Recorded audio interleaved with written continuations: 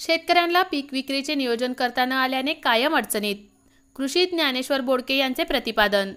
MK फाउंडेशनचे सेंद्रिय शेती मार्गदर्शन शिबिर संपन्न.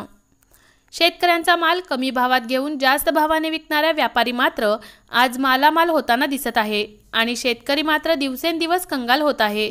याला जबाबदार शेतकरीच आहेत. कारण आपल्या शेतकऱ्यांना पिकवायची लाज नाही तर विकायची लाज तर वाटतेच आणि नियोजनहीन करता न आल्याने गेल्या 70 वर्षात शेतकरी सुधारलेला नसल्याचे प्रतिपादन कृषी क्षेत्रात क्रांती घडवून आणणारे राष्ट्रपती पारितोषिक विजेते अभिनव फार्मर्स ग्रुपचे संस्थापक अध्यक्ष ज्ञानेश्वर बोडके यांनी केले.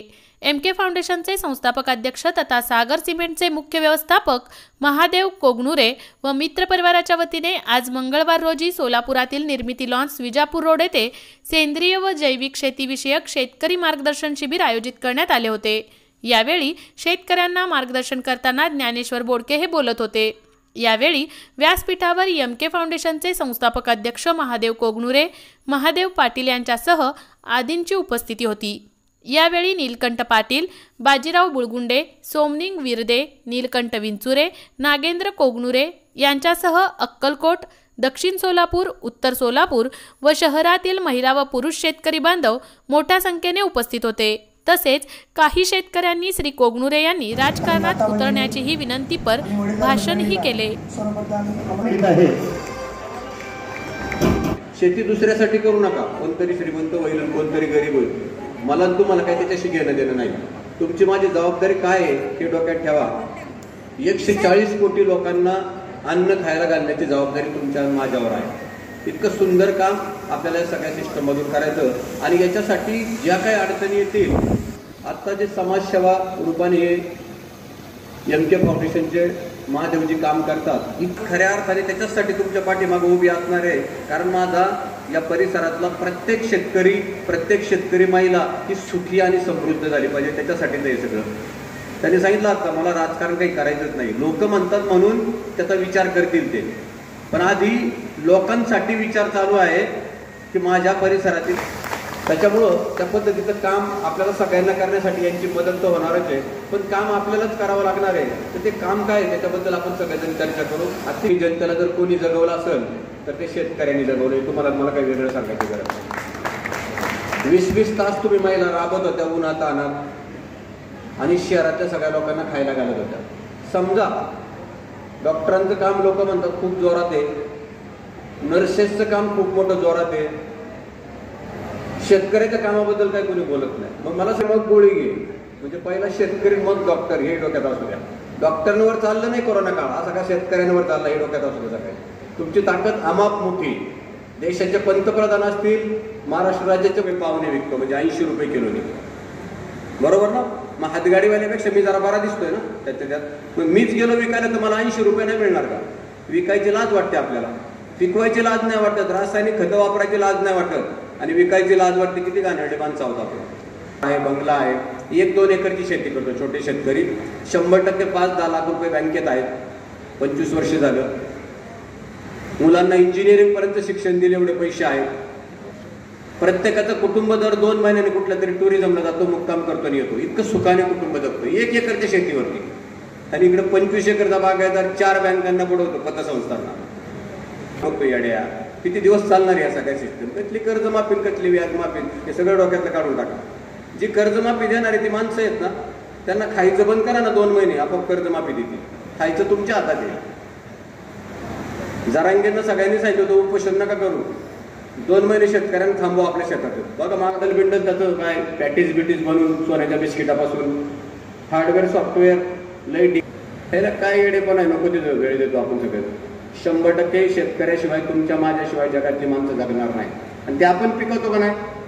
बायकांना किती कष्ट करता तुम्ही रात्रंदिवस, बरोबर ना. काय त्या कष्टात आणि विकायला जाता त्याला लाकडं. मला सांगा तिथं पैसे मिळणार. नवऱ्याला तर बोलून देत नाही बायका आता.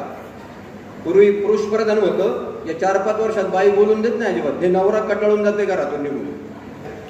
आणि महादेव कोगनुरे साहेब आणि ओम हे कार्यक्रम झाल्यानंतर आम्ही 10 मिनिटं चर्चा करणार आहे. त्या चर्चेतून 100% इथल्या 5000 शेतकऱ्यांना आणि 500 बायकांना कायमस्वरूपी रोजगार कसा मिळेल गैरसमज आहे तुमचे. 1.5 एकरवाल्यांनी 6 इंची पाईपलाईन आणली, 1.5 कोटी खर्च केलाय. 50 वर्ष झालं ते कर्ज फिटलं नाही अजून 1.5 कोटीचं. शेवटी जमिनीचा लिलाव झाला.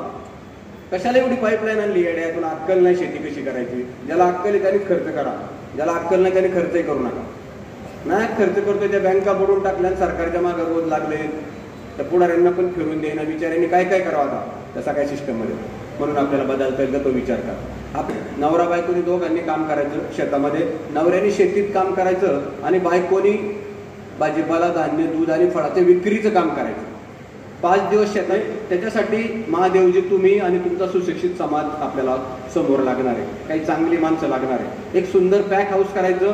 आजूबाजूच्या सगळ्या परिसरामधून शेतकऱ्याचा जो काय माल येईल तो विकत घ्यायचा. त्याला सांगायचं दादा तुला खर्च किती आलाय, तुला 10 रुपये खर्च आलाय ना, तुला हे 20 रुपये घे. आणि तो 20चा माल 40ने विकायचं काम आपण करू. त्याला 20 दिले म्हणजे 100% मार्जिन शेतकऱ्याला दिले. शेतकऱ्याचा विषय संपला ना. आणि तिथंच थोबाडा बंद करायची 20 मध्ये. नाही तर म्हणणार त्यांना 40 घ्या. मग ते कर काम. ते काम नाही करायचं पण पैसे 40 पाहिजे, असं काही मिळणार नाही. त्या 40 मध्ये मग तुमचं इन्फ्रास्ट्रक्चर आहे, रोज फिरणाऱ्या गाड्यांचं डिझेल आहे, ड्रायव्हर आहेत, महिला बचत गटाच्या महिला आहेत. त्या 20 रुपयामध्ये त्यांच्यासाठी रोजगार निर्माण करतोय आपण. किती मिळतील तुम्हाला माहिती आहे महिलांना? तुमच्या घरात तुमच्यासाठी 3 ते 4 लाख रुपये दरवर्षी येतील एक महिला, आणि एक पुरुष 3 ते 4 लाख रुपये कमवतो. 7-8 लाख रुपये घरात आले, किती सुंदर कुटुंब जगत. काय का कोणाकडे भीक मागायला जायची गरज. रेशन कार्ड घेतलं, आधार कार्ड घेतलं. आपल्याला एक पॅक हाऊस त्याच्यासाठी करायचं आहे. कारण पॅक हाऊस म्हणजे शेतकऱ्याचा शेतमाल गोळा करायचा, अजिबात कोल्ड स्टोरेज बिरेज काही करायचं नाही, माल साठवून ठेवायचा नाही. जेवढा लागतोय तेवढाच पिकवायचा. नाही तर तुम्हाला काय अंच होईल. बाजाराला गरज 2000 टनाची, तुम्ही 20,000 टन माल तयार करता, रेट पडणार ना. याने उत्पादन वाढतंय म्हणजे तुझं उत्पादन वाढवतो, तुझं खत पण विकत घेतो, पण तू माझा माल नाही विकला तर तुला कुत्र्याची आई गत हानी. मग चालू हे म्हणलं ते आपली जबाबदारी नाही. कशाला घेता विकत यांचं? कोणाचं बी ऐकू नका, बरोबर ना. कुठला टायवाला येतो तुम्हाला शिकवतो, तुम्ही त्याचा ऐकता. काय संबंध त्यांचा? त्यांनी शेती केली का शेती त्यांनी? कसं त्यांचं ऐकता? अजिबात ऐकायचं नाही. तो पुढे एकाही कृषी सेवा केंद्रावाल्याचं ऐकायचं नाही आणि एकाही कृषी अधिकाऱ्यांचं ऐकायचं नाही. ग्राहकाचं ऐकायचं. ग्राहक देव आहे हो, मंदिरात देव नाही.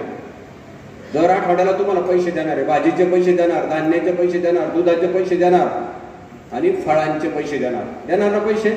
मग कुणाचं ऐकायचं? पैसे देणाराचं का घेणारांचं, लुटणारांचं? तुम्ही कोणाचं ऐकताय 77 वर्षात? म्हणून अडचणीत आलो आपण सगळ्यांना. करोडपती आम्हाला लय पैसे लागत नाही. तुमच्या माहितीसाठी सांगतो, माझी स्वतःची शेती इथं संदीप नंतर पैसे वाटण्या वाचून घरातले पाहिजे आणि पाहिजे तेव्हा खर्चायला लागतील एवढे पैसे घरात असले पाहिजे. असं जीवन जगा. लय प्रॉपर्ट्या करू नका ठेवू मुलांसाठी. तुम्हाला तर लय सवय मुलांसाठी कमवून ठेवते, मग ते पिऊन येऊन आणतं हे ना, काढतं घरातून बाहेर. माता करा, खायला खर्च करीत नाही. बडवा बाहेरचं 12,000 बिल भरतो, 10 रुपयासाठी भाजीवाल्यावर भांडणं करतो. लाजा वाटल्या पाहिजे यांना. शेतात जावं लागला. काय शेती करतो आपण? मी शेतीवर काय बोलावं? तुम्ही तर माझ्यापेक्षा भारी शेती करता है ना. भारी कुणाला म्हणावं? जो निर्व्यसनी आहे. 1-2 एकरामध्ये रोज 2-3 हजार कमवतोय, 10-12 लाख रुपये वर्षाला कमवतो, कुटुंब सुखाने जगतंय. कुणी दुश्मन नाही, कुणाशी भांडण नाही, कुणाशी वाद नाही, त्याला सुखी म्हणायची. लय प्रॉपर्टी करतोय, 2 बॉडीगार्ड आहे. सगळ्यांनी अर्ज करून टाका. कारण लाईटीचं तुम्ही पाहिले सगळं, काहीचे काही बिल येतात, इतके प्रॉब्लेम्स आहेत. कारण बीजेपी सरकारने मोठ्या प्रमाणात सोलर पंपाचं काम चालू केलंय आणि फटाफट देत आहेत पंप. लाखो हजारो पंपांसाठी बजेट आहे. ताबडतोब घेऊन टाका. आम्ही ते शहरातली माणसं आहे, आम्हाला पण 500 पंप मिळाले. तुम्हाला काय झालं? तुम्ही ते खेडेगावात आहे, कोणालाही पंप विदर्भ मराठवाड्यात बसलेत ऑलरेडी. सगळ्यांनी पंप घेऊन टाका. खूप चांगलं आहे. 25 वर्ष लाईट बिल नाही येणार मित्रांनो. किती चांगलं आहे मला सांगा. लाईट बिलाला त्रस्त आहे का नाही आपण सगळेजण? कुठून भरायचं? 5 लाख, 10 लाख, 2 लाख एवढे पैसे कुठून आणायचं? आपल्या पायात आपल्याकडे सगळं. त्या सगळ्या गोष्टींचा अभ्यास करून आपण आता शेती करू. तर सोलर पंप आपल्याला घ्यायचा. सगळ्यांकडं गायी असली पाहिजे. गायी, आई आणि गायी आहे ना. मी ते जनावराबद्दल बोलत नाही, ते तुमचं बोलतो. हे शब्द काय? याच्या A2 मिल्क म्हणतात. A2 मिल्क म्हणजे ज्या दुधाने हृदयरोगाचा आजार बरा होतो, ज्या दुधाने कॅन्सर बरा होतो, ज्या दुधाने तुमची एकदम किरकोळ असलेली मुलं दष्टपुष्ट राहतात, त्या दुधाला A2 मिल्क म्हणतात. A2 दूध देशी गाईचं, गाईला मानेच्या पाठीमागं वशिंड असतं, हंप असतं. त्या वशिंडामध्ये सूर्यकेतू नावाची नाडी असते. या नाडीमधून गाई सूर्याची किरण आपल्या बॉडीत घेते, दूध गोमूत्र आणि शेणावाटे बाहेर सोडते. जसजसे ह्या गायी कमी झाल्या तसा अटॅक नावाचा भस्मासूर बाहेर. पुण्यामध्ये मुंबईमध्ये रोज 2.5 लाख बाटल्या सप्लाय करतो पूजा भांडारसाठी. 100 ml ची बाटली 10 रुपयाला. तुमच्या जर्सी गायच्या दुधाचा भाव किती? 28 का 32 का 35 आहे? 30 ना. आणि आमच्या देशी गायीच्या गोमूत्राचा भाव 100 ml ची बाटली 10 रुपये म्हणजे 100 रुपये लिटर. कुठं चाललंय गणित? तुम्ही 1857 मध्ये, मी 24व्या शतकात. रुपये किलो तो तूप विकतोय. हा बदल आहे ना तुमच्या तर माझ्यात. असं काय करता? कंपॅरिझन हिथं करा, पिकामध्ये करा. पश्चिम महाराष्ट्रातला शेतकरी श्रीमंत आहे ना, आम्ही गरिबी बनायचं नाही. पश्चिम महाराष्ट्रातला काय पिकवतो कुठे विकतो ते बघायचं, ते बदल करायचं. आपण पण माणसंच आहोत आणि आम्ही करतो, तुम्ही करणार नाही असं होईल का? तुम्ही तर आमच्यापेक्षा खूप कष्टाळू आहात, खूप कष्ट करता, रक्त ओकसपर्यंत कष्ट करता. म्हणून गोडा खाजवायला माणूस आहे कामाला, आणि आपल्याला शेताला माणूस मिळाला. 3 डुटे आहेत पुण्यात, ते रेसकोर्स आहेत ना मैदान, त्याच्यावर घोडे पाळणारी माणसं आहेत. एका 2 घोड्याला खाजवायला 2 माणसं आहेत, आणि ते पण 8-8 तासाची ड्युटी आहे. पाहायला म्हणून आम्हाला शेतीला माणूस मिळाला, तुझा घोडा खाजवायला माणूस आहे. त्याच्यामध्ये गाईचं दूध काढतो 24 लिटर, 100 रुपयाने 2400 रुपये दुधाचे. शेण गोमूत्राचे 500-600, 3000 रुपये कमवतो. सकाळी तासभर देतोय, संध्याकाळी तासभर देतोय. दिवसभर मशिनरी बनवतोय. आणि हा पोरगा 10-12 लाख वर्षाला कमवतोय. निर्व्यसनी आहे, त्याच्याकडे स्वतःची कार आहे. का नाही मुली म्हणता शेतकऱ्याच्या मुलाला मुली मिळत नाही. तुम्ही तरी शेतकऱ्याला मुलगी द्यायला तयार आहे? शेतकऱ्याच्या बायका सांगा मला. तुमच्यापासूनच सुरू करू, मग बघू बाकीचा. सांगा पुरुषांना. तुम्ही म्हणता ना शेतकऱ्याच्या मुलाला मुलगी देत नाही, तुम्ही तरी एखाद्या शेतकऱ्याला मुलगी द्यायला तयार आहेत का? बोला. तुम्हाला जर टोचत असेल शेतकरी, तर दुसऱ्याने का द्यावे आपल्याला? मला सांगा. शेतीत काम करतोय आणि नोकरीवाल्यापेक्षा चांगले पैसे कमावतोय, मुलाला मुली मिळतील, गॅरंटेड मिळतील. बरोबर ना? अशा मुलाला तुम्ही मुली द्यायला तयार आहेत ना? मला येत पाहिजे होतं तुमच्याकडे. बरोबर ना? व्हिडिओवाल्यांनी दाखवा, सगळ्यांनी हातवर करा की जर निर्व्यसनी चांगलं कमावणारा मुलगा असेल, भले शेती करू द्या, तर त्याला मी मुलगी द्यायला तयार आहे. तू आहे ना? रोज कुणाला लुटायचं, त्याचा अभ्यास आहे त्याच्यावरती. आपलं काय, पाहुण्या रावळ्याला वाटून 1.5 लाख रुपये बांधावरच्या फळबागेतून मिळेल आपल्याला. कारण प्रत्येक सीझनला फळं असणार. जांभळाच्या सीझनला जांभळं, आंब्याच्या सीझनला आंबा, सीताफळाच्या सीझनला सीताफळ, अंजिराच्या सीझनला अंजिर, देशी केळी वर्षभर चालू, शेवगा वर्षभर चालू, आणि याच्यामधून पैसे मिळतील आपल्याला. झालं मिश्र पिकांची बाग. आता बघा, 1 एकर शेती आहे तुमच्याकडे, 10 गुंठे 10 गुंठे 10 गुंठे 10 गुंठे, 4 प्लॉट केले 10-10 गुंठ्याचे. पहिल्या प्लॉटमध्ये शेडनेट हाऊस करायचं. गारपीट झाली, रोज पाऊस आला, वारं वावदान आलं तरी लोकांना खायला द्यावं लागेल, म्हणून शेडनेटमध्ये 6 लाख रुपयाचं करायचं. त्याच्यामध्ये 27 प्रकारचा भाजीपाला लावायचा. 27 प्रकारचा भाजीपाला लावला तर आठवड्याला 10 ग्राहकांना तुम्ही प्लॉटमध्ये दुधी, दोडका, कारली, टोमॅटो, काकडी. दुसऱ्यामध्ये कोबी, फ्लावर, गवार, भेंडी, बरीताचं वांग, काटेरी वांग. तिसऱ्या प्लॉटमध्ये पालेभाज्या, पालक, मेथी, लाल माठ, चवळी, कांदा पात. मला सांगा, 1 एकरामध्ये कोथिंबीर केली तर काम करावं लागतं ना? लाभा येते कोथिंबीर, काम करावं लागतं ना? 1 एकरावर काम करायला लागतं का फक्त कोथिंबीरीच्या जोडीपुरतं काम करावं लागतं? अख्ख्या 1 एकरावर काम करावं लागतं. पण मी जर तुमच्याकडे आलो, मला तुम्ही 2 तास कोथिंबीर फिरून दाखवली, तर मी जाताना काय म्हणतो तुम्हाला माहिती आहे का? कोथिंबीरला जोरात आहे, 10 रुपये गेले, 1 जोडी दे. 2 तास मला फिरवलं, मी फक्त 10 रुपयाची खरेदी केली. परवडेल का तुम्हाला? बरोबर. पोरगबी 10 रुपये घेत नाही. आता शाळेत जाणार पोरगबी 100ची मागत आहे. 10 रुपयाचा जमाना संपला. बरोबर. आणि मग मी आता 25 प्रकारचा भाजीपाला लावलाय. तुम्ही येता आणि म्हणता माऊली फार छान आहे, आम्हाला पाव किलो द्या सगळ्यातले. एकाचं बिल 500 रुपये होते. जाताना 2 गोमूत्राच्या बाटल्या बी द्या म्हणते, गौऱ्याचं बी पाकिट द्या म्हणते, तूप पण आहे का ते द्या, पपई पण आहे का ते पण 2 द्या, अंजीर काढलेत का मग ते पण द्या, जाम आहे का ते पण थोडंसं द्या, पाव किलो. असं मिळून मी 1000वर नेला. 4च लोक आली दिवसभरात, 4000चा बिझनेस केला. कामच करायचे, साधं गणित आहे. ती आयडिया आली का कधी डोक्यात तुमच्या डोक्यात? एकच आयडिया, दुसऱ्याचा बांध करून अजून जमीन वाढवता येईल का? काय ना तोट्यात जायला आहे, हीच तोट्यात येतं, अजून काय वाढवतो मला कळत नाही. याडा कार्यक्रम सगळा. आणि काठ्यान कुराडी घेतोय म्हणतो भावाने आपली, काल आऊत घातलं, जाऊ द्या ना घालू द्या, काय ते तरी कुठे श्रीमंत आहे, तरी जिरवतो म्हणतोय का? आता काय राहिलंय जिरवायला? 10 फुटाच्या बांधासाठी 10 एकर घालवली तरी म्हणतो त्याची जिरवतो. आता काय जिरवतोय मला कळत नाही अजून. बरोबर ना? भांडणं करू नका. काय करायचं? ही भांडणं सगळी सरकारने लावली. तुमच्या मोजणी ऑफिसला जा, मोजणी ऑफिसला तुम्ही आज गप्रत बनवून देते, उद्या दुसरा अर्ज केलं गप्रत कॅन्सल होती, बरोबर ना? आता 7-12 ऑनलाईन काढता येतो घर बसल्या, नाही तर ते 500 रुपये मागायचे, संध्याकाळी पिणार पेटाळ नाही करणार. तुम्ही समृद्ध झाला तर संध्याकाळी ग्लास भरायला माणसं आहे का यांची? मारामाऱ्या करायला माणसं आहे का? पोस्टर लावायला माणसं आहेत का? कसं काय तुम्हाला समृद्ध होऊन द्यायचं? होऊन नाही द्यायचं, माणसं मिळणार नाही. त्या बसण्यावरती सिस्टमवरती काम करायचं आपल्याला, ते ना. सामाजिक काम करणारी माणसं आपल्याला चालतील. सामाजिक हा शब्द फार गरजेचा आहे. कुणीतरी म्हणलं आता की सोशियल, त्याच्यासाठी मित्रांनो आपल्याला काम करता येईल. म्हणून 1 एकरामध्ये या पद्धतीची शेती अतिशय सुंदर पद्धतीने करा. याच्यात जो शेतमाल तयार होईल, हा शेतमाल आठवड्यातलं 2 दिवस विकायचा आहे. विकताना महिला बचत गटांचं एक टोळी तयार करू आपण. तुमच्या टोळ्या आहेत ना, ज्यांना अधिकार आहे त्यांना सांगायचं सोडून ज्याला अधिकार नाही त्यालाच सांगत असतो आपण, वेळ घालून जातो.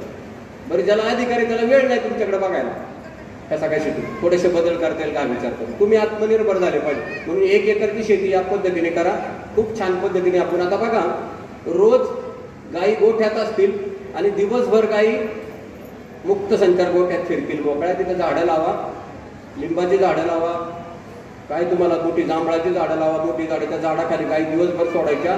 गायी तिथंच शेण देतात, तिथंच गोमूत्र देतात आणि गायींच्या पायाखाली झाडांचा पाला पातोळा पण पडतो, त्याच्यापासून कंपोस्ट नावाचं खत तयार होतं. खत लय मोठे अधिकार होते, ते सगळं सोडून दिलं आणि माझ्या खेड्यातल्या शेतकऱ्यांच्या मुलाला मला रोजगार निर्मिती करायची म्हणून मला एक कारखाना टाकायचा. शेतकरी विकत घेतो ना, त्याच्या निम्म्या किमतीत मला ते देता आलं पाहिजे त्याच्यापर्यंत पोहोच. आणि त्याच्यापासून 100% विषमुक्त शेती तयार झाली पाहिजे. शेतकऱ्याचा खर्च कमी झाला पाहिजे आणि ग्राहकाचं दवाखान्याचा खर्च कमी झाला पाहिजे. हा दुवा साधणारा माणूस होतो. आता ते पोरग छान शेतीत काम करते, गाईचं दूध काढते, तुम्ही सांगितलेल्या डॉक्टरांना वकिलांच्या घरी नेऊन देतंय आणि येताना पैसे घेऊन येतंय आणि पैसे कुटुंबाला लावते. ही सिस्टम तयार करायची आपल्याला. आणि उघडी नागडी नाचायची लाज वाटत नाही, काय दुर्दैव आपल्या देशात. ही संस्कृती आहे का महाराष्ट्राची? इतका सुंदर राज्य आहे आपलं, जगातलं सगळ्यात सुंदर महाराष्ट्र राज्य. साधूंची संतांची परंपरा असलेलं आपलं राज्य आहे. आत्मरे बघा का, ते काम तुम्हाला मला या निमित्ताने करता येईल का, हा विचार आपल्याला करायचा आहे. आता गेल्यानंतर हे भाषण संपल्यानंतर ज्यांना ज्यांना नोंदणी करायची त्यांनी नोंदणी करायची. 100% सोलापूर शहरातल्या सगळ्या उच्चभ्रू लोकांना विषमुक्त अन्न खायला घालू आणि सगळ्या गरीब शेतकऱ्यांना श्रीमंत करू, हा नारा आजपासून आपल्याला लावायचा. व्हिडिओ बघितल्या, मला कोणीतरी त्यांच्याबद्दलची माहिती पाठवली. आयला म्हणून एवढा साधा माणूस वाटतो, मला वाटलं एकदम साधा शेतकरी असेल, पण मी काम पाहिलं अशी साधी माणसं बाकी आहे ना होते. तुमचे आत्ताचे स्वामीजी साधीच माणसं होती. साध्यात माणसाने क्रांती केली ना, ती क्रांती आपल्याला यांच्या निमित्ताने एकत्र येऊन करायची. आपण साथ देऊ नक्की. कशासाठी साथ देताय तुम्ही माहिती आहे? आपले कुटुंब सुंदर जगवण्याचा मधला दुवा म्हणून काम करणार आहे. त्यातून रुपये मी तुमच्यासाठी लावतोय, मग काय हरकत आहे? मग तवा काय ते तवा गरम आहे, भाकरी बाजून घेता येईल का नाही मला सांग. 100% त्यांना पण ते सोशल काम करायचंय आणि आपल्यालाही सगळ्यांना चांगलं जगायचंय. याच्यासाठीचं दुवा करून आपल्याला 100% एक मॉडेल करू. 100% ओमचं माझं आता बोलणं झालं, ओम ती सगळी जबाबदारी घ्यायला तयार आहे. ओम तुझ्या त्याला नॉलेज आलेलं आहे की याच्यात पैसे कसे कमवता येईल. त्याला काय मिळेल तो बोलणार नाही, त्याच्यात काही मिळणार नाही त्याला ते सगळ्या सिस्टमसाठी लावायला नसणारी मध्ये. बघा, शेतकऱ्यांनी 20 रुपये खर्च केला भाजीला, त्याला 40 रुपये मिळतील. 20ला 20 मिळाले, 10ला 10 मिळाले, 100% मार्जिन. आणि ती 40ची गोष्ट 60 रुपयाने विकू आपण. त्या 20 रुपयामध्ये ही सगळी मॅनेजमेंट सांभाळू आपण. जाणाऱ्या गाड्या, महिला बचत गट तयार करा. आम्ही जसं पुण्यात केलं, मुंबईमध्ये केलं, कोल्हापूर, सांगली, सातारा केलं. सध्या वाशिममध्ये मोठ्या प्रमाणावरती आम्ही काम करतोय, यवतमाळमध्ये काम करतोय, नंदुरबारमध्ये काम करतोय. चालवणारी 6 सीटर चालवणारी ती सगळी पोरं कारमध्ये फिरतात आणि सगळ्यांना भाज्या खायला घालतात. त्यांना JSW कंपनीने मदत केली CSR मधून. जिंदाल स्टीलवाले बघा कंपन्या कशा मदत करतात. म्हणून MK फाउंडेशन पण जिंदालच आहे तुमच्यासाठी. पण यांचं इन्फ्रास्ट्रक्चर कुठंतरी तयार असतं किंवा ते काही करतील. कुठूनही आपण इन्फ्रास्ट्रक्चर उभं करू, ते तुम्ही सगळे ओम आणि तुम्ही बघता येईल आपल्याला. पण एक मॉडेल तयार करतं. बायकांनो, सुरुवातीच्या काळामध्ये 10-20 महिलांना रोजगार मिळेल. रोज भाज्या स्वच्छ करायचा, ॲपरंट टोपी बिपी घालून असं कंपनीत असल्यासारखं वाटलं पाहिजे. कंपनी आपलीच स्वतःची, काही कोणी मालक बिलक नाही, सगळे आपणच मालक आपला. आणि रोजच्या रोज त्यातून पैसे मिळेल. भाजी विकली, लोकांचे पैसे आले, लगेच पैसे वाटप आहे का काय उधारी बिधारी. आता तुम्ही त्यावेळी ते पण आहे ना, काय आपले तर बुडाले म्हणले, पेपरला बातम्या वाचतो मी म्हणून मला ह्या सगळ्या गोष्टीचा अभ्यास करायचा आपण. इथं शाश्वत पैसे, कारण हे ग्राहक तुमच्यासाठी देणारे पैसे, या सगळ्या सिस्टममधून काम करायचं. अशा संस्था आपल्याला चालवायच्या. याला कुठलंही प्रायव्हेट लिमिटेडचं काही घालू नका, त्याचं कुठलं ऑडिट आपल्याला चालवायचं. लिमिटेड नको, लिमिटेड आलं की बाकीच्या भानगडी आल्या, त्याच्यात पण डायरेक्टर श्रीमंत होईल. सगळे डायरेक्टर बदनाम असताना अजून लिमिटेडचा कशाला डायरेक्टर तयार करता? आपलं बरं आहे प्रगतिशील शेतकरी, तो अजून बदनाम नाही, त्या पद्धतीचं काम करता येईल. आता बघा, त्या सगळ्या शेतीला गाईच्या पायाखालचं कंपोस्ट टाकतो आम्ही, गादी वाफे बनवतो उत्तर दक्षिण, 60 सेंटीमीटरचा गादी वाफा, 40 सेंटीमीटरचा पातवे, त्याच्यावर लागवड करतो, मध्ये एक ठिबक सिंचनाची लाईन टाकतो. ड्रीपमुळं 80% पाणी वाचतं. 80% पाणी वाचल्यावर मित्रांनो, आता 1 एकर शेती करतोय, त्याच्यावरती 3 एकर शेती करू की पाणी वाचलेल्या पाण्यावरती? काय पाहिजे?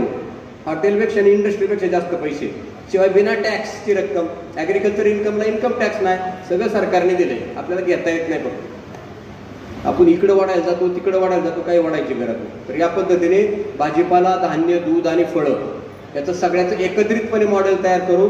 आता तुमची जी शेती आहे ती 9 एकरवरती चालू ठेवा. 1 एकरवरती असं मॉडेल करा. सकाळी 2 तास, संध्याकाळी 2 तास एकाच माणसाने वेळ द्या. तुमच्याकडे 1 एकरमध्ये 9 एकरमध्ये समाधान नाही, याच्यात 100% समाधान आहे. आणि या समाधानाच्या रूपामध्ये खूप छान पद्धतीने पैसे आपल्या घरात येतील. असं मॉडेल आपल्याला एकत्रितपणे बनवायचं आणि सगळा माल सोलापूरमध्ये विकायची व्यवस्था करू आपण सगळेजण मिळून. तुमच्या ओळखीची, माझ्या ओळखीची अशी मिळून 100-200 ग्राहक शोधू आणि त्यांना घरपोच बास्केट देऊ. मधला दलाल निघून जाईल. खूप छान पद्धतीने कार्यक्रमाचं आयोजन केलं. आम्हाला बायोगॅस घेऊ. बायोगॅसमध्ये 20 किलो शेण आणि 20 लिटर पाणी रोज टाकायचंय. 200 वाचलेले 3 ते 4 लाख रुपये, त्याच्यावर तुम्ही श्रीमंती व्हा. खतं बितं काही कुठनं विकत नाही घ्यायची, एकदाही कुणाचं दुकान नाही बघायचं, आपलं चालवायचं, आपलं स्वतःचं तयार होत, काही लागत नाही. कडुलिंबाचा 5 किलो पाला, 5 लिटर गोमूत्र, कीड रोगच येत नाही. कुणी सांगितलं तुम्हाला त्या केमिकलच्या औषधाने कीड रोग जातात? मग डाळिंबावर तेल आलाय, 20 वर्ष झालं. गव्हर्नमेंटने पण करोडो रुपयाची टाकली. रासायनिक खतात आणि औषधात पण ताकद नाही, डोक्यात ठेवा. मानसिकता तयार करा. त्यांनी मानसिकता तयार केली तुमची, एवढं फवार, रोग जाईल. रोग जात नसतो, रोग वाढत असतो.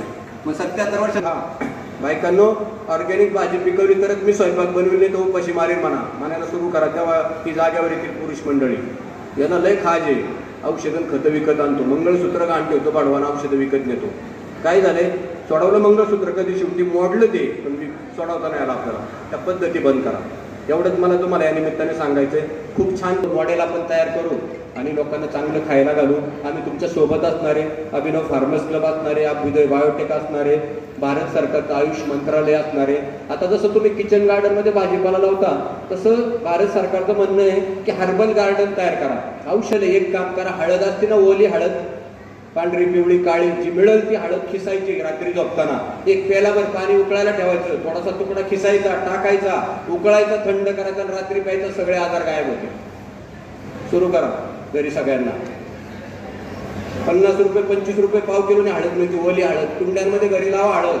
हळद हे सगळ्यात मोठं औषध आहे, इम्युनिटी वाढवायचं आणि आजार घालवायचं. ह्या सगळ्यांच्या लॉब्या तयार झाल्या.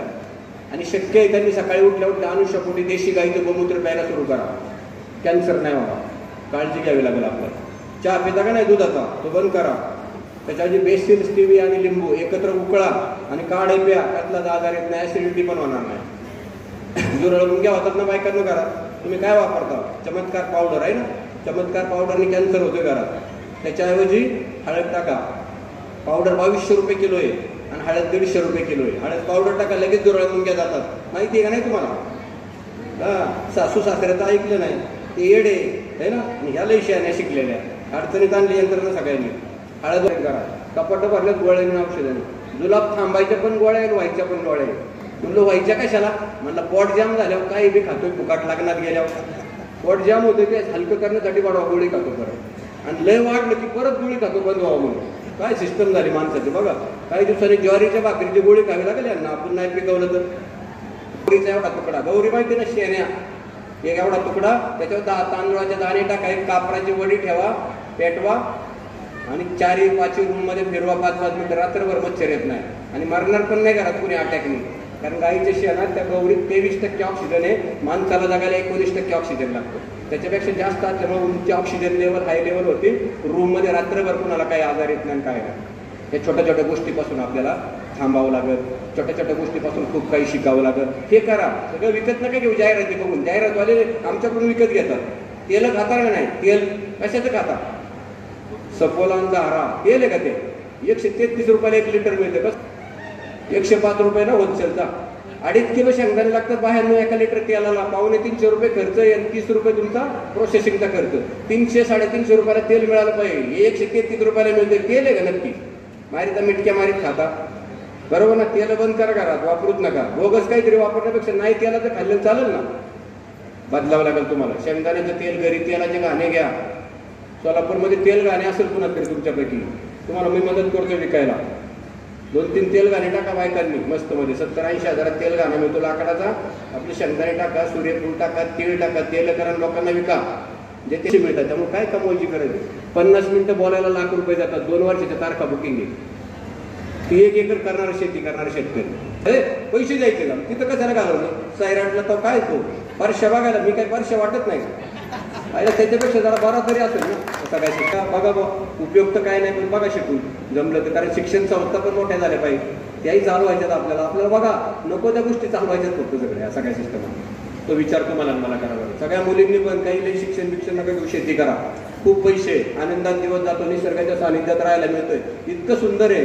तुमची सखी म्हणजे गाय. फक्त गायीच्या अंगावरून हात फिरवा, तुम्हाला असं वाटतं मी माहेरात बसली. माहेरला आई वडिलांची आठवण आली की गायीच्या अंगावर हात फिरवा. इतकी पावन ती सिस्टम आहे.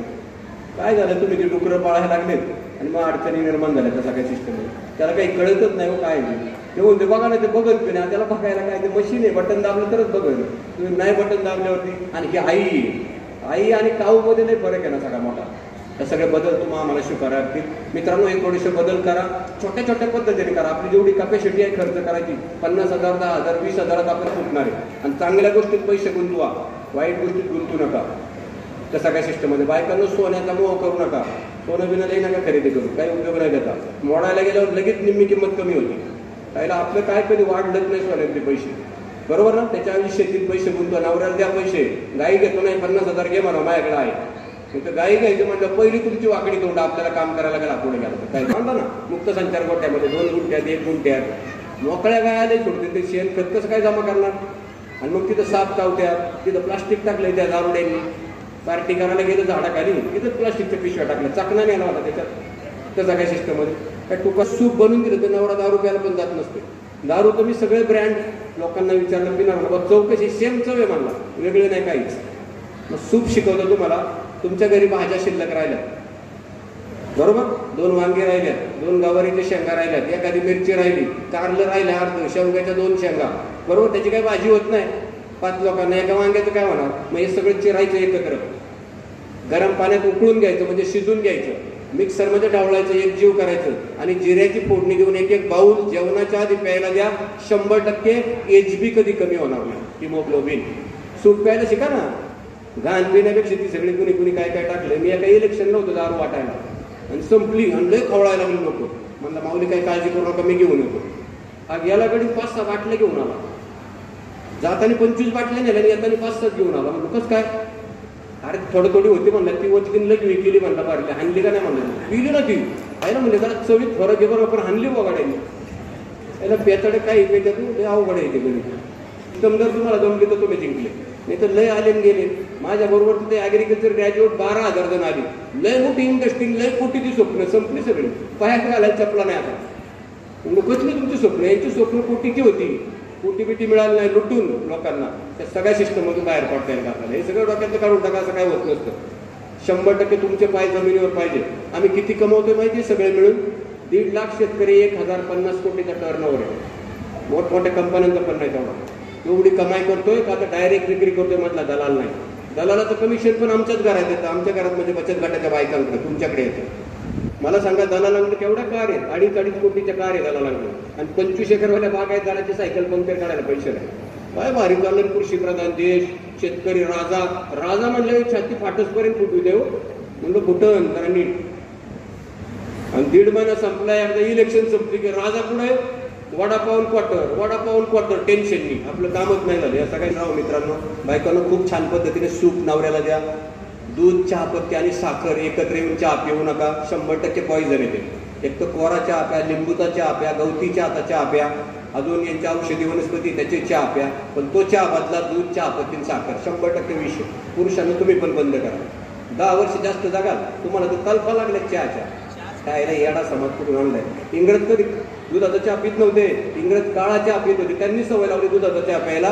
त्यांना माहिती आहे भारत हा छत्रपतींचा देश आहे आणि छत्रपतींच्या देशात धिप्पाड माणसं आहे, ताकदील आहे. यांना खोकाड करायची असेल तर तो चहा पाजायचा, दूध, चहा, पत्ती, साखर. झाली ना खोकाड सगळी. चहा पिऊन पिऊन ताकद राहील नाही. 25 किलोचा कट्टा उचला ना पोऱ्याला आणि 97 वर्षाचं म्हातारा 100 किलोची पिशवी हाताने फिरवितोय खांदे वाजून. कुठे गेल्या तुमच्या ताकदी? वडापाव, ती घाण पडलेली पाणीपुरी कशात गेल्यात? बगलत खाजवलेला वडापाव कुठे गेल्या तुमच्या ताकदी? मला सांगा ना. चांगलं खा आणि घरी चांगलं बनवून द्या. वडापाव बिडापाव लागल्यात आता सारखं घरी बनवा आपलं. कारण चांगलं खायला गेलं म्हणजे चांगली शरीर ठेवणं. दवाखान्याचे खर्च किती वाढलेत? 10-20 हजार वर्षाला खायला गेलेले चांगले का 2 लाख दवाखान्याला गेलेले चांगले बायकांना? सांगा बरं. ही सगळी जबाबदारी तुमची. मी तुमच्या सोबत असणार आहे आणि आपली जबाबदारी आहे 100% ऑर्गॅनिक शेती पिकवणं. 2-2 तास काम करा माझ्यासाठी. मी म्हणतो सकाळी 2 तास, संध्याकाळी. बाकी टुकारपणा करायची तो मधल्या काळात करा. त्याला मी सर्वांच्या वतीने तुमचा सर्वप्रथम आभार व्यक्त करतो की तुम्ही शेतकऱ्यांसाठी तळमळीने अत्यंत एक भावनेने शेतकऱ्यांसाठी हा मेळावा ठेवला. बंकलगीचे चांगलं मार्गदर्शन केले. ही भावना खरंच आमच्या तालुक्यातूनच नव्हे तर सोलापूर जिल्ह्यातूनही मागणी होत आहे की तुम्ही निवडणुकीमध्ये उतरलं पाहिजे. कार्यकर्ते प्रत्येक पक्षाचे असतात. मी एखाद्या पक्षाचा कार्यकर्ता आहे. पण साहेब, तुम्ही जेव्हा आमच्याशी संपर्क झाला खूप कमी कालावधीमध्ये तुमच्याशी आमची मैत्री झालेली आहे साहेब. एखादी घटना, अशी दुर्दैवी घटना माझ्याही गावी घडली होती. आम्हालाही पुढं होतं की त्या उद्ध्वस्त झालेल्या कुटुंबाला कशा प्रकारे मदत करून द्यावी. साहेबांशी माझा संपर्क झाला. साहेबांच्या मध्ये एक माझा मित्र आहे त्यांच्या टीमवर्कमध्ये. त्यांना मी कॉल केला की सर असं असं झालेलं आहे साहेब. त्यानंतर सुद्धा चालू झाला. पण खरं तर एक लोकप्रतिनिधी म्हणून हे काम ज्या लोकप्रतिनिधींकडून व्हायला पाहिजे, एक सामाजिक कार्याचा विडा तुम्ही उचललेला आहात.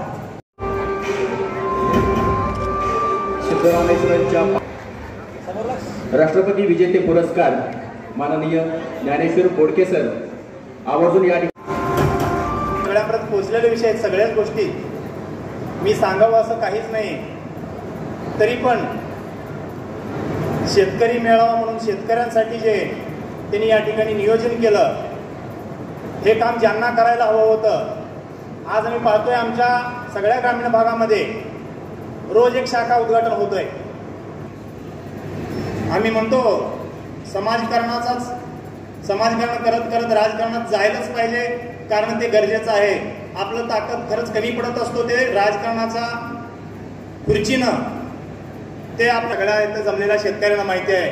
जे आता ते फोटोमधून पण लक्षात आलं की आम्हाला कुठं पोहोचवायचं आहे, सगळ्यांना जनतेनं पण लक्षात आलेलं आहे. त्या ठिकाणी तुम्ही पोहोचल्यानंतरच आमच्या गावी, आमच्या घरी येऊन आम्ही हे काम करत आलो, हे काम करणार आहे म्हणून सांगत आले. मग मला म्हणायचं 4-4, 5-5 वर्ष काय केलात तुम्ही? म्हणजे आत्ता जागा झालात का?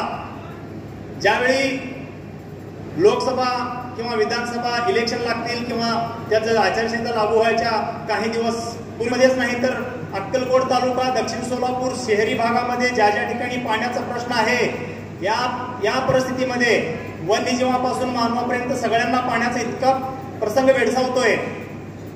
तुम्ही लाख कोटीनं पैसे देऊन काही विकत आणू शकता, काही करू शकता, पण पाणी आणणार कुठून विकत? साठी आम्हाला 2-3 हजार रुपये खर्च करावा लागायचं. पण त्या घरच्या नातेवाईकांना आज माहीत होत नाही की आमच्या नातेवाईकांचं घर जळालेलं आहे. पण त्या ठिकाणी महादेवजी कोगनोरे साहेब त्याचं जे शक्य आहे ते जाऊन ते पोचलेले असतात. इतकं महत्वाचं काम आहे ते आम्हाला वाटतंय. ते कन्नडमध्ये एक म्हण आहे, कळलं हक्कू म्हणी उळू देत खरे, कळलं हक्कू म्हणी उळायला म्हणून. चोराला जे लागतंय तो चोर तितकाच. एखादा ऍक्सिडेंटचा विषय असू दे, त्यांना ज्यांना ब्लडचं गरज पडतंय, ज्यांना कोरोनामध्ये पण आम्ही पाहिलो ज्यांना बेड अवेलेबल नव्हतं त्यांच्यासाठी रात्रंदिवस बाहेर पडले होते साहेब. कधी घरी ह्यांचं जोपर्यंत बेड अवेलेबल होत नाही ते स्वतःच्या घरी पण जायचं नाही. फळार म्हणून प्रत्येकाच्या जे गरजू आहेत, जे अनाथ आहेत, जे त्यांच्या साहेबांचं काम आम्ही सांगण्या इतकं नाही की आपल्याला जाणीव करून घ्यायचंय. मी सांगतो किंवा कोणी सांगतात म्हणून नाही, आम्हाला माहित आहे. साहेब म्हणतात, मी एकदा असंच बाहेर चर्चेमध्ये बोललो साहेबांना, साहेब तुमचं काम इतकं खरंच गरजेचं आणि महत्वाचं आहे, पण तुम्ही आमचं अपेक्षा आहे साहेब तुम्ही ह्या खुर्चीपर्यंत गेलं पाहिजे ते प्रयत्न करा. तर त्यांनी म्हणले मल्लो ना यान मांडलं तुझं इथे केलंच मांडलं म्हणून ताकद ह्याची कुठली देवरा आ राजकारण भ्याड म्हणले. पण साहेब ज्या वेळी महापुराचा विषय असतो, माननीय कलेक्टर राजेंद्र भोसले साहेब असताना मी पंढरपूरमध्ये 38 जणांना एकाच नदीपात्रात बुडत असताना 38 जणांना वाचवलेलं, मला राज्यमंत्री दर्जाचं त्यावेळी सन्मान करण्यात आला त्यांच्याकडून. तुम्ही विधानसभा लढवलं पाहिजे, रात्रंदिवस काम करून आम्ही आणायचं. प्रत्येक मतदारांच्या घरात तुम्ही पोहोचलेले, तुमच्याकडे कार्यकर्ते काय काम करतात किंवा आहेत नाही ते महत्वाचं नाही, मतदार तुमच्या बरोबर आहेत. निश्चितच त्यावरती विचार होईल. यानंतर